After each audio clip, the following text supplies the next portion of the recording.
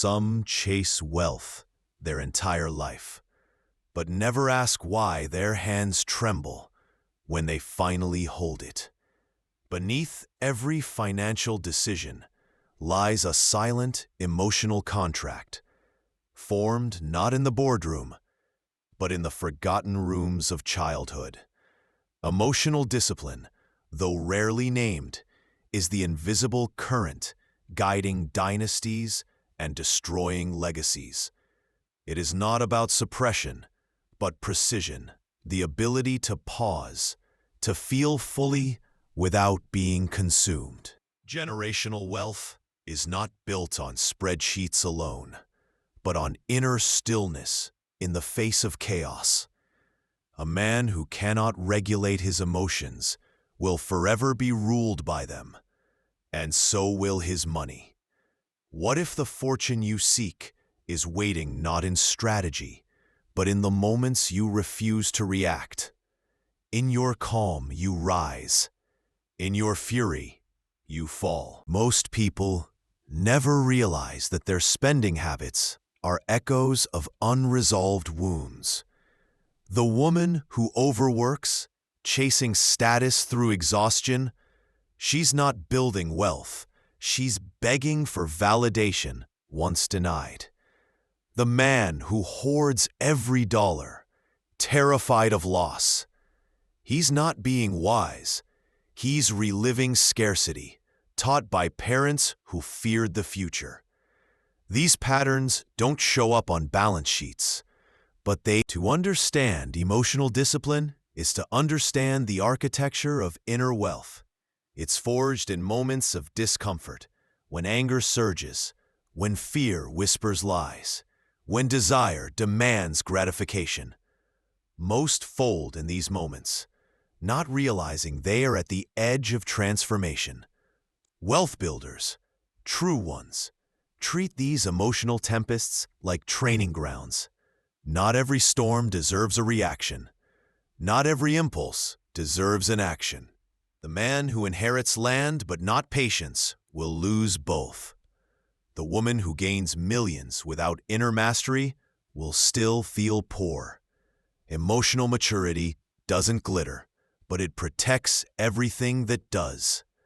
Because the ability to delay reaction is the ability to preserve power. And power, when guided by clarity, becomes legacy. There is a quiet strength in those who do not flinch when the world provokes them. In the mind of the emotionally disciplined, money is not a symbol of status, but a mirror. It reflects back their fears, their worth, their unresolved history. Every financial choice becomes a conversation with the self. Am I spending to be seen? Am I saving from panic or purpose? The masses confuse hustle with progress, but few realize that emotional reactivity is the greatest thief of momentum. A triggered mind builds unstable empires, but a steady mind, one that holds space for chaos without being consumed, becomes the foundation for wealth that endures. Generational wealth begins where emotional volatility ends. In ancient philosophy, the Stoics spoke of ataraxia, a state of imperturbable calm. They understood that a man ruled by emotion was no better than a slave, even if he wore a crown. Today, that truth echoes louder than ever. The storm is not outside, it is within. And the currency of mastery is not cash flow, but composure. Emotional discipline turns reactive survival into conscious creation. It asks you not to suppress feeling, but to anchor it. To know the heat of anger without burning bridges. To feel the grip of fear without retreating. To witness envy without becoming small. The emotionally mature do not chase wealth. They attract it, not by force, but by frequency. Because money, like people, follows calm confidence. Look closely at the lives of those who quietly flourish, not just in bank accounts, but in presence, peace, and purpose. You'll find a pattern. They don't trade their inner calm for quick rewards. They've learned that success without self-mastery is a fragile illusion. Because wealth is not sustained by what you gain, but by what you can hold. And you cannot hold what you are too emotionally unstable to carry. Emotional discipline is not a wall.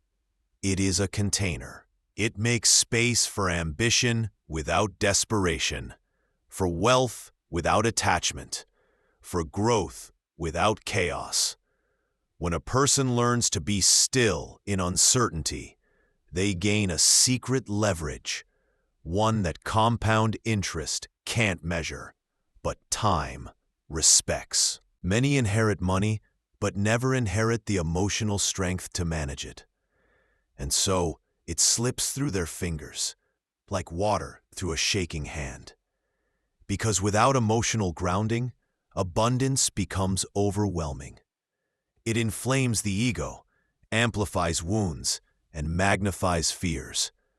But for the disciplined soul, wealth becomes a tool, not an identity. It is not used to impress, but to express purpose. Emotional maturity brings discernment. When to invest, when to wait, when to walk away. It teaches the difference between risk and recklessness, between intuition and insecurity. The undisciplined mistake chaos for opportunity. But those who are steady see the pattern beneath the noise. They build not just for themselves, but for generations who will never know their name, yet will live from their peace. In every family tree, there is someone destined to break the cycle, not just of poverty, but of emotional chaos passed down like an heirloom. That person is rarely the loudest, but often the most self-aware. They realize that money problems are rarely about money. They are about inherited fear, silent guilt, the need to prove worth through possession.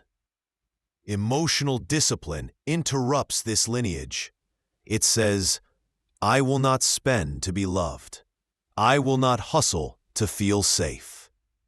I will not shrink when faced with prosperity.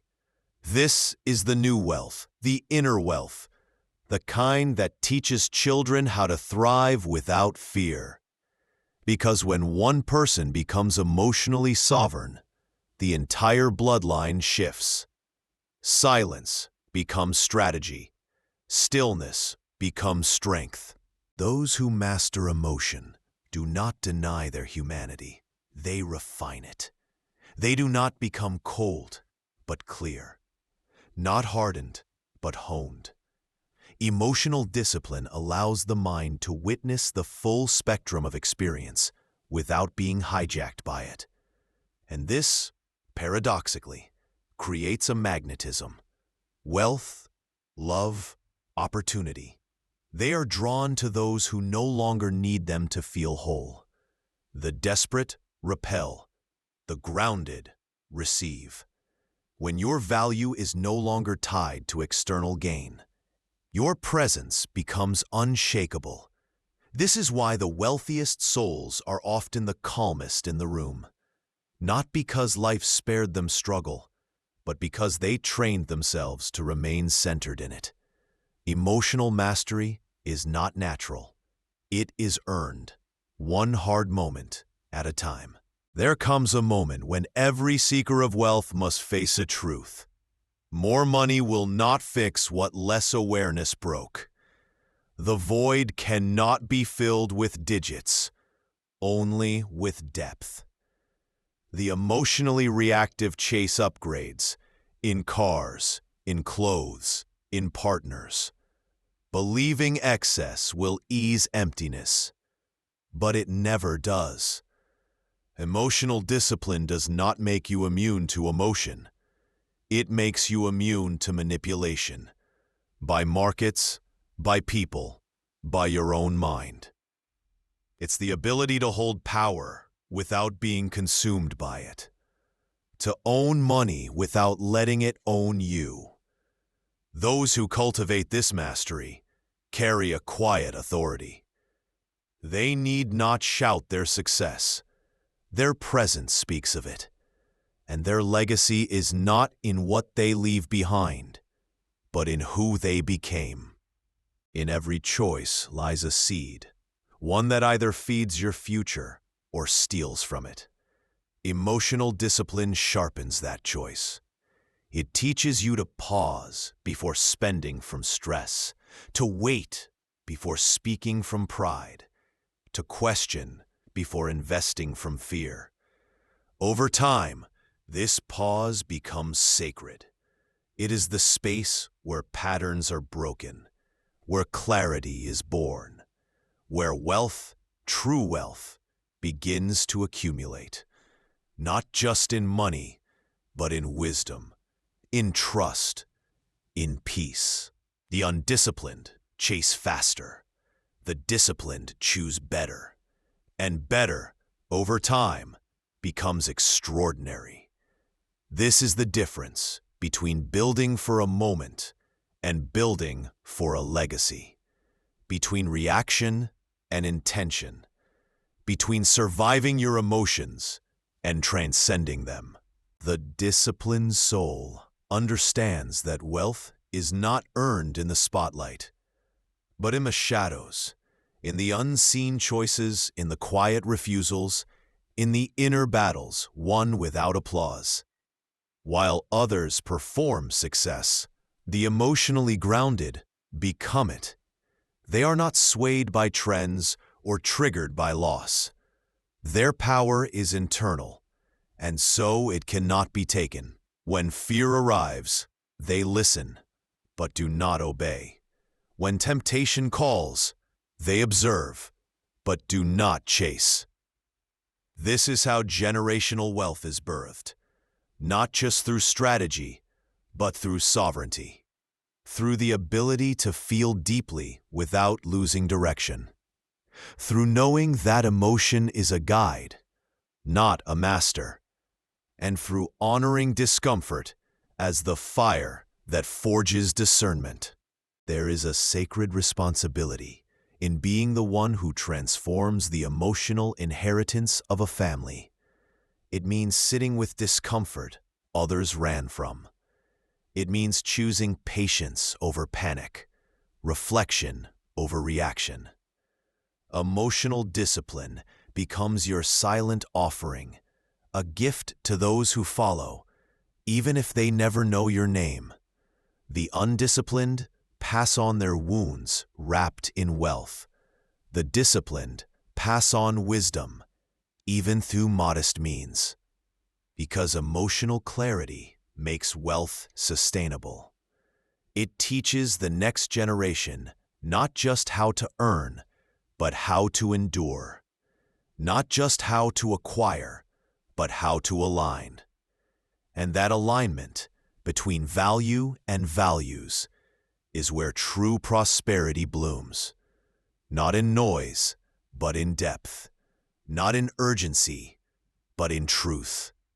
The one who masters emotion becomes the architect of time itself. No longer rushing, no longer grasping. They move with the rhythm of intention. Their decisions carry weight, not from pressure, but from presence. Emotional discipline frees them from the tyranny of impulse, the kind that ruins fortunes, fractures relationships, and feeds regret. They understand. Urgency is rarely wisdom in disguise. In the stillness between reaction and response, the emotionally mature build futures others cannot see. Where others invest from anxiety, they invest from vision. Where others speak from ego, they speak from awareness. And in this way, their wealth multiplies, not only in assets, but in meaning, because they have become the kind of person success can trust. When a person no longer seeks wealth to soothe their wounds, but to serve their purpose, something profound shifts. Money stops being a chase and becomes a channel. And emotional discipline is the gatekeeper of that transformation. It protects you from the illusions that ruin even the rich. The belief that more will finally make you enough. Without discipline, success becomes noise. With it, success becomes signal, a reflection of alignment, not addiction. The emotionally sovereign do not seek to escape themselves through wealth. They seek to express themselves more clearly. And in doing so, they transcend survival. They become stewards, not just of resources, but of rhythm. Financial, emotional, generational. This is what it means to lead from within. There is a reason why empires collapse from within, why fortunes fade despite full coffers. It is not the absence of money, but the presence of emotional chaos that erodes legacies. Anger unchecked, fear unspoken, pride unexamined. Emotional discipline becomes the fortress unseen, the quiet infrastructure that sustains greatness. Those who cultivate it are not untouched by suffering. They are unshaken by it. They respond without revenge, act without approval, and give without depletion. In their presence, others feel safer, not because they are agreeable, but because they are grounded. This is the wealth that compounds silently. Emotional integrity. It builds trust. It magnetizes opportunity. And it insulates you from the storm, not by avoiding it, but by becoming the eye. The emotionally disciplined do not fear failure. They mine it. They extract wisdom from every misstep, refinement from every regret. Because they know, pain is not punishment, it is instruction. And wealth is not the absence of struggle, but the mastery of response. The one who grows through what they feel, instead of running from it, becomes immune to defeat. Not because losses don't come, but because identity is no longer tied to outcomes. This inner detachment is not apathy. It is power. It allows boldness without recklessness, compassion without weakness, ambition without desperation. From this space, choices become cleaner, vision becomes clearer, and what is built lasts longer, because it is built on a foundation no market can shake: emotional sovereignty. Emotional discipline is the quiet rebellion against the chaos of the world. It is the refusal to let old wounds dictate new chapters. It is choosing to pause where others panic, to soften where others harden. This strength is often invisible, but it radiates in your decisions, your relationships, your bank account. People feel it before they understand it. They trust you, not because you are perfect, but because you are anchored. And in a world addicted to reaction, your stillness becomes a currency all its own. Over time, this inner mastery creates a life not just of success, but of substance. Because what you attract changes when who you are changes. And the person who owns their emotions cannot be owned by circumstance. There will always be noise, headlines, opinions, temptations pulling you away from center. But the emotionally disciplined do not chase every echo. They listen inward.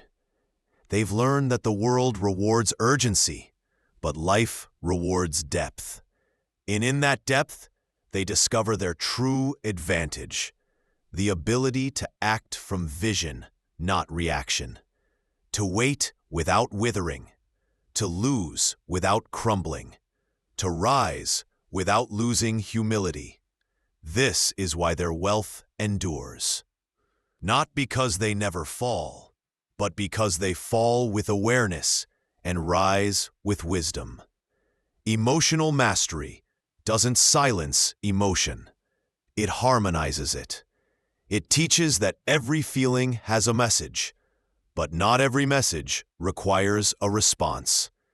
And through this, they become sovereign over their lives, their money, their legacy. Legacy is not simply what you leave. It's what you repeat. And without emotional discipline, what gets repeated is often pain, disguised as tradition. But when one person decides to become conscious, truly conscious, the cycle begins to break. They stop reacting to life and start responding with intention. They no longer blame their past, nor worship it. They study it, harvest its lessons, and then release what no longer serves. This is the emotional alchemy that turns generational dysfunction into generational freedom. And from that freedom, wealth flows, not just in assets, but in awareness. It shows up in the way you speak to your children, the way you choose your partner, the way you handle failure. Your presence becomes the inheritance. Your calm, the blueprint. To build something that lasts, you must become someone that lasts. Not easily shaken by rejection, not easily swayed by praise. Emotional discipline sharpens this resilience. It allows you to see clearly through the fog of ego, the need to prove, to win, to be seen. When you let go of those needs, strategy becomes sharper. You no longer build from wounds, but from wisdom. You no longer invest from lack, but from alignment. Every financial move becomes an extension of your emotional clarity. And this is where real abundance begins. Not in grasping, but in groundedness. The wealthiest minds are not those who crave more, but those who can steward more without being swallowed by it. Because what they've mastered is not money, but themselves.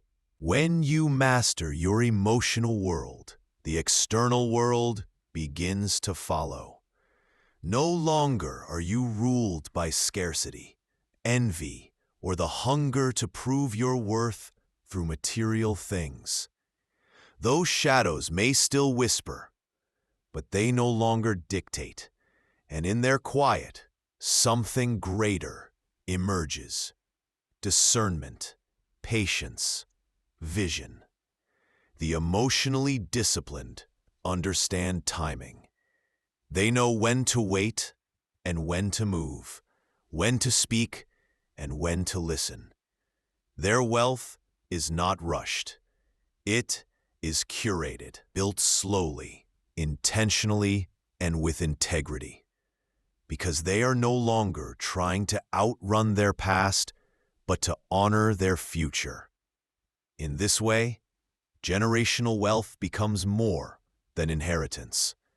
It becomes transformation, a quiet, steady revolution beginning with the self and rippling forward for decades. There is a kind of richness that cannot be measured, not by banks, not by applause, not by the number of zeros after your name. It is the richness of self-command, the knowing that no matter what storms arrive, your center holds. This is the gift of emotional discipline, to be the same in success and in setback, because your worth was never at the mercy of either. From this rootedness, you lead with clarity instead of control. You love without fear of loss. You create not to prove, but to express. And those around you, your children, your community, even strangers, feel safer in your presence because you have made peace within yourself. And peace, when cultivated deeply enough, becomes generational. In a world that rewards speed and spectacle, the emotionally disciplined move differently. They're not seduced by shortcuts or shaken by setbacks. Their power is not loud, but lasting. They understand that real transformation is not a breakthrough, it's a practice, a decision repeated in silence, day after day, to stay rooted when it would be easier to run, to feel without fleeing, to listen without reacting. This discipline becomes a kind of quiet wealth. It doesn't show off, but it shows up in every choice, every conversation, every investment. It leaves an imprint, and that imprint becomes legacy. Because when emotional mastery becomes your normal, everything you touch becomes elevated, not just financially, but spiritually, relationally, generationally. And so, the path to generational wealth reveals itself not as a chase, but as a return to awareness, to presence, to responsibility. It's not about conquering the world, but no longer being conquered by your own impulses. The person who embodies emotional discipline no longer fears success because they know they can hold it. They no longer fear loss because they know who they are without it. Their worth is not tied to what they own, but to what they've overcome. And in that overcoming, they become trustworthy with power, trustworthy with wealth, trustworthy with legacy. This is the rarest kind of success, one that doesn't just elevate the individual, but heals the lineage. And it begins in silence, in choice, in you.